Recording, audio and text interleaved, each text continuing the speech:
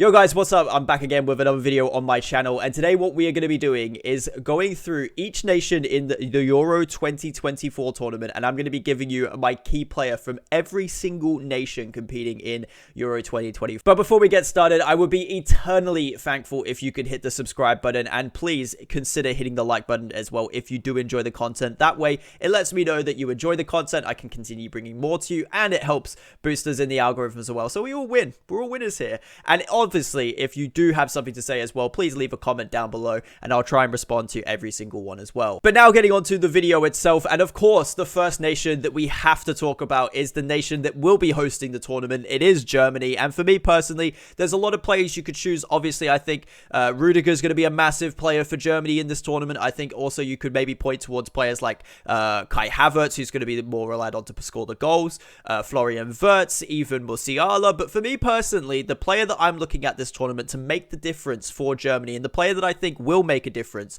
for Germany if they do go far in this tournament, is going to be Toni Kroos. And the reason why I'm going with Toni Kroos is he's recently been brought back into the Germany side, obviously retiring from international football and club football after the Euros. But what he offers in the midfield is truly unique for Germany. They don't really have another player like him, and I think in that midfield, alongside İlkay Gündoğan, Kroos is going to be so vital for them, dictating the pace of play from midfield, that passing range that he has. He's an absolutely wonderful player, and for me personally, I think if Germany are going to go far in this tournament, they're going to need Toni Kroos to be at his absolute best, and I think he will, and I think Germany will have a good tournament. But moving on in Group A to Hungary, my key player is going to be Dominik Szoboszlai. I think it's quite the obvious one, to be honest. Everything that Hungary do in the attacking sense is centered around Dominik Szoboszlai. He's going to be the creative outlet. He's going to be the one they're going to rely to score goals as well. And I did maybe consider Gulácsi or Orban, as they're going to be big parts of Hungary if they do go far in the tournament in terms of keeping clean sheets, defending, keeping the opposition out. But for me personally,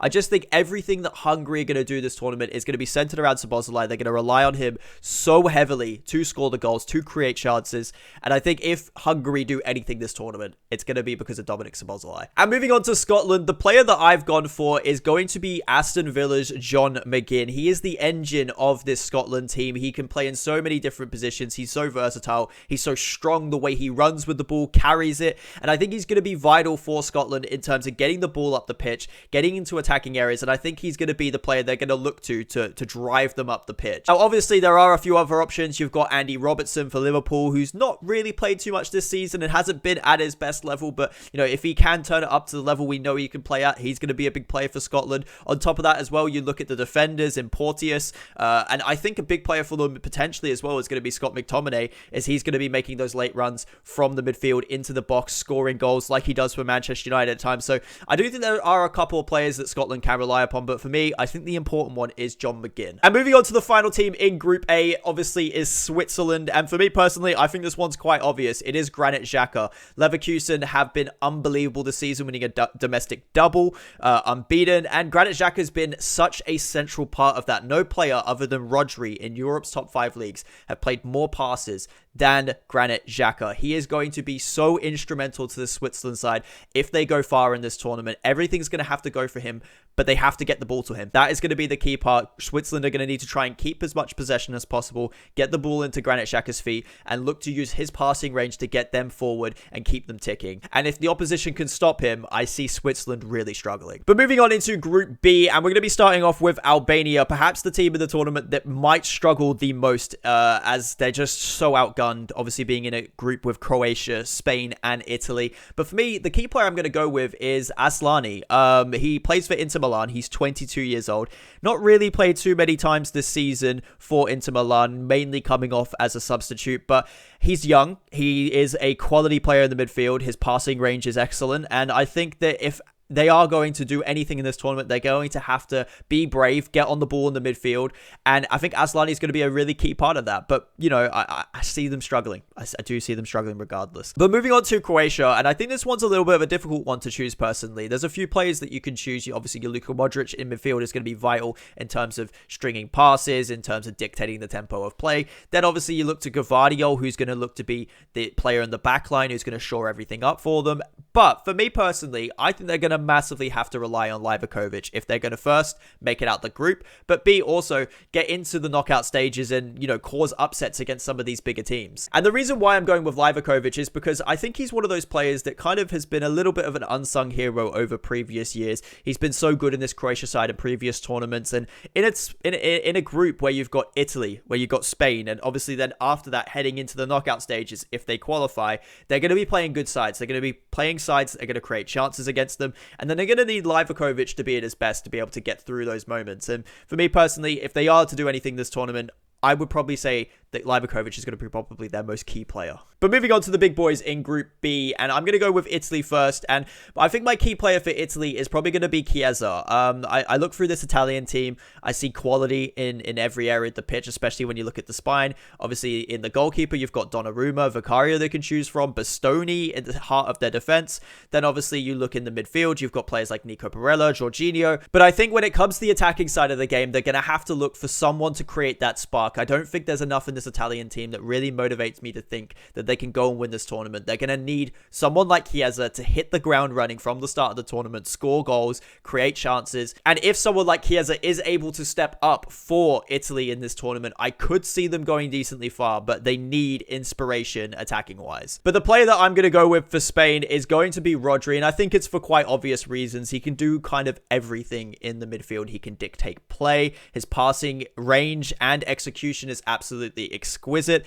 And then on top of that, defensive responsibilities, he's going to be key in sweeping in front of Spain's back line. And then on top of that, in big moments, big games, we've seen him multiple times pop up with big goals. Thinking of the Champions League final against Inter Milan for Manchester City. So we've seen Rodri turn up in big moments before, and I think that if Spain are to go far in this tournament, they're going to need someone who's going to lead their team from the midfield, and I think that can be Rodri, and that's why he's going to be my key player for them. But moving on to Group C, and we're going to be starting with Slovenia in this group, and I think there's two choices you could go for in this Slovenia team. I'm looking at Jan Oblak. Obviously, he's going to be key in stopping goals going in the back of Slovenia's net, as they are going to most likely concede quite a few chances. But the player that I'm going to go for as my key player of the tournament for Slovenia is going to be Benjamin Sesko. He is currently being linked to Arsenal, and that is for good reason. The 21-year-old has scored 14 goals in the Bundesliga for IB Leipzig this season, and I think he's going to be their goal threat. If they're going to do anything this tournament, they're going to need to score goals, obviously. Sesko is going to be a big part of that, especially when you look at games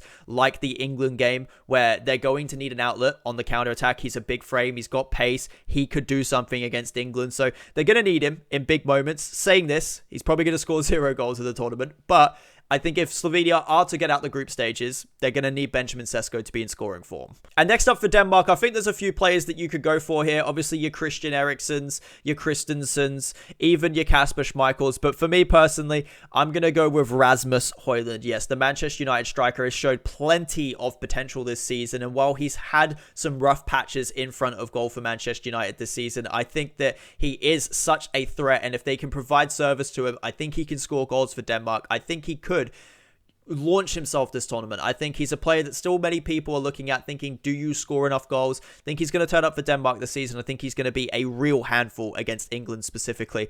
With these forwards I'm mentioning, I'm not looking forward to the Euros at this point, but I think that Denmark are going to have to rely on Højlund to get the goals in the final third for them, and I think he's going to be a big player for them. But moving on to Serbia, the key player that I'm going to choose for Serbia this tournament is going to be Alexander Mitrovic.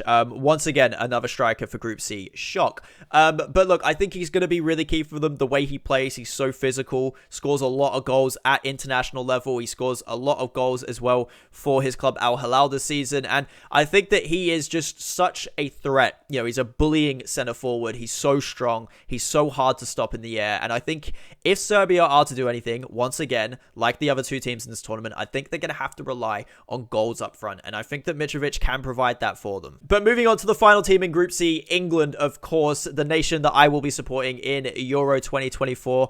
And I tell you what, there's a lot of options that you can go for here. I think that you could choose maybe Bukayo Saka, you could choose Phil Foden, you could choose Harry Kane, even Declan Rice. But for me personally, I'm going to go with Jude Bellingham. I just think that he is that player in this England squad that I see is an out-and-out winner. He has that mentality. We've seen it in Real Madrid this season. And I think if England are to get over the line, if we are to make that jump to become champions of an international tournament, we need that mentality in our squad. I think Jude Bellingham's going to bring it, and I think that he could pop up with a big goal when we need it most. We've seen him pop up with massive goals in the El Clasico this season for Real Madrid. Hopefully he can do it for England in the Euros. But yeah, I think he's going to be so key for us getting over the line if we do manage to in this tournament. But moving on to Group D, and we're going to be starting this group off with Poland. Usually the go-to option for Poland would be Lewandowski, but I think he's fallen off in the last year or so from the levels that he previously was at for Bayern Munich. So for me personally, I'm actually going to go with Zielinski. And the reason why I've gone with Zielinski is because in this Poland side, especially in the group that they're in, I struggle to see them getting out the group, if I'm honest. Just simply because of the teams they're in there with. When I look at the rest of this group, you're looking at Austria, who are in incredible form, Netherlands, France. And I think they're going to need a midfielder to get on the ball in the midfield who's going to have to pop up with goals, potentially be a real influence on games. And I look at that midfield for Poland and I see Zielinski as maybe the standout option in there. So I think he's going to need a real good tournament if Poland are to progress through the group. And then moving on to the Netherlands. And again, this is another nation that you can choose quite a few different players from. But for me personally, I'm going to go with Frankie de Jong. I think he's that midfielder in there who's going to set the pace. He's going to set the tempo for them. He's going to be the player that they're going to look to play everything through. Obviously, you could go with maybe a Virgil van Dijk who's going to be key at the back. But for me personally, I just see everything that this Netherlands side are going to try and do is going to be through Frankie de Jong. He's going to have to be at his best if they are to go far in this tournament. For me personally, I'm not too convinced with this Netherlands side, but we'll have to see going into the tournament, of course. And moving on to a team that I have is one of my dark horses for this tournament. I genuinely believe that Austria can do well in Euro 2024, and I back them to get out this group. And the key player that I'm going to go with for them is Baumgartner. And the reason why I've gone with Baumgartner is because when you look at the qualification stages for Austria, the player that has been scoring the most goals, creating the most chances, getting the most assists has been Baumgartner, and he plays in a very unique role for them. And I think the reason why I'm choosing him as my key player in this Austrian side above someone maybe like Marcel Sabitzer is because his role is not only to create and score goals in this side, but it's also to press off the ball really effectively. And he's been a massive part of not only Austria's attacking side going into this tournament, but their defensive side as well. And yeah, I think he's a player that very much could explode onto the scene this tournament and could have a lot of people looking at him. And then of course, moving on to the final team in Group D, and probably the favorite to win the tournament, and that is going to be France. And my key player for France has usually always been Antoine Griezmann, but for this tournament, I'm feeling Kylian Mbappe. I just have a feeling that with Kylian Mbappe moving to Real Madrid, with all of the noise, all of the hype being around him, I think that he's going to have a real top tier tournament. I think he's going to be so difficult to play against. His confidence is going to be sky high. And I think that he's going to be the key player for them this tournament. If they are to go win it, I think he's going to be the one that's going to score all the goals, create all the chances. And I think he's going to be the headline poster boy of the tournament. And now moving on to Group E, and I'm going to be starting off with Belgium. And for me personally, this one is quite obvious. It is going to be Kevin De Bruyne. Now, obviously, there's some good players in Belgium's squad. You've got Doku, Trossard, Lukaku in the forward areas, but mainly the player that they're going to rely on, especially when they get into situations that they're going to need a goal, they're going to be looking for Kevin De Bruyne. Everyone's going to get the ball to Kevin De Bruyne, and it is going to be a question of if Kevin De Bruyne can create the chances, which he often does. And I think that Kevin De Bruyne is just so quintessential to this Belgium team. If they are to do anything in this tournament, he is going to be the one driving it. And yeah, I mean, I think this one's quite obvious personally. But moving on to Slovakia. And for me personally, my key player for Slovakia is going to be Skriniar. Now, he is the #1 player you'd obviously go to in this team. He is the most recognizable name in there. But for me personally, I think he's the key one as well. I think defensively, they're going to need to be solid. They're going to need to try and keep clean sheets because of the attacking quality that they have compared to the other teams in their group. And for me personally, I think that they're going to have to rely on Skriniar to lead that defense, to help keep the clean sheets, and maybe they can nick a goal on the counter. But for me, yeah, Skriniar is the player that I would look to as their key player for this tournament. But moving on to Romania, and for me personally, I'm going to be going with Stanciu in the midfield for them, who is their captain. He scored 3 goals in the qualifiers for them, obviously getting goals from midfield. And also he's on free kicks, on corners. He's going to be the player that they're going to look to provide the quality balls into the box, provide the quality passes. And I think personally, with the lack of quality that kind of Romania have, they are going to rely on, set pieces. And I think he's going to be a big part of how they play. Moving on though to Ukraine, and obviously a lot of us Premier League fans will know of the certain players in the Premier League, like your Mudryks, like your Mikolenkos, like your Zinchenko's, and they're all going to be key players for Ukraine at this tournament. And of course, there's also someone like Dovbyk who scored quite a lot of goals in La Liga this season, but I'm going to go with a relatively more unknown player, and that's going to be Sudakov. He's been a prospect in Ukrainian football for a little bit now. He's 21 years old. He plays in the Ukrainian league, but he pops up with goals. He's been good for them in the qualifiers, and I think that he is a player that is going to impress with his technical ability at the tournament. And I think if Ukraine do well this tournament, they're going to need goals from him in the midfield. But moving on to the final group of the tournament, Group F, and we are going to be starting with Turkey. And for me personally, the key player for this Turkey side is going to be Çalhanoğlu, the Inter Milan midfielder. And the reason why I've gone with him is because obviously he is such a top quality player. He plays in Inter Milan's midfield. He's been a real strong part of their team for a few years now.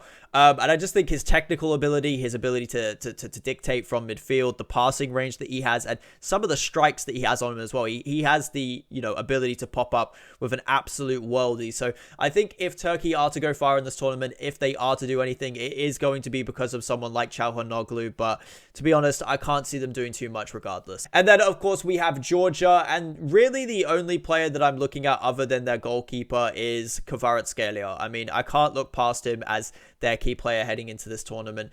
He's just been so good for Napoli for the last 2 years. Obviously, he's not had as good of a season this season, but he's still been pretty good for them. And I think if they are to do anything in this tournament, they are going to have to rely on him to score goals.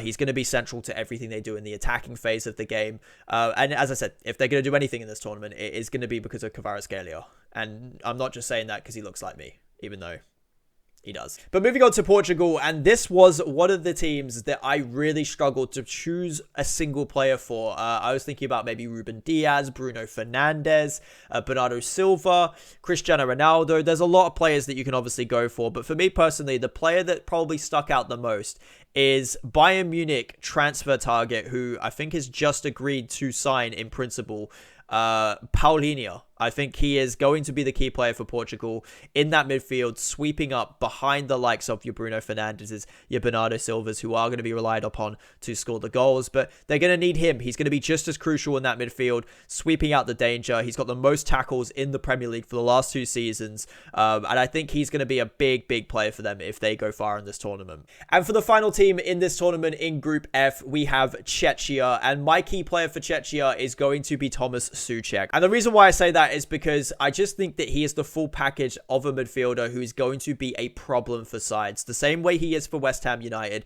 Defensively in the midfield, obviously getting about his work. He's got an engine on him. He has those long legs that he can put tackles in with. But most crucially, and I think maybe the biggest part of his game, is making those runs into the box. He's such a big man and he wins headers. He causes chaos. And I think if Czechia are to do anything in this tournament, they're going to have to rely putting balls in the box for him. Waiting for his late runs into the box. He is going to be a real problem for sides if they can use him properly. And for me personally, if they are to do anything, he's going to have to be on top form. So that is every single key player for each nation in Euro 2024, in my opinion, for this tournament upcoming. And you know what this means. It is the end of the video. So if you've made it this far, please consider hitting that subscribe button. Please consider hitting that like button. If you do want me to bring more content, let me know. Hit the like button, leave a comment, all of that good stuff. Thank you so much for tuning in for another video. Hit that subscribe button if you do want to see more content on this channel. I will be bringing as much Euro 2024 content as I possibly can. So thank you in advance if you do hit that subscribe button, if you do hit that like button. Thank you for watching the video, and I'll see you in the next one. Peace.